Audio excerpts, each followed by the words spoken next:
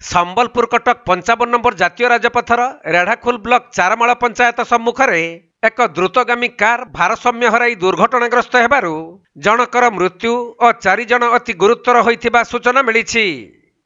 तेबे संबलपुर सहरु कारटी रेढ़ाखोल आसुथबा बेले चारमाल निकटर एही दुर्घटना घटिथिला। पर स्थानीय अंचलवासी माने समस्त को उद्धार करी 108 एम्बुलेंस जुगे प्रथमे चारमाल डाक्तरखाना को पठाइथिले। हेले 3 जनकर अवस्था अति संकटापन्न थिबारु सेमानंकु पुणी संगे संगे बुर्ला डाक्तरखाना को निया जाइथिला। आउ बुर्ला डाक्तरखाना रे चिकित्साधीन अवस्था रे शकुंतला धल नामनी जने महिलांकर मृत्यु होइथिबा सूचना मिलिछि। एही दुर्घटना संपर्क रे खबर पाई घटनास्थल रे चारमाल पुलिस पहुंची एहार तदंत करुछंती।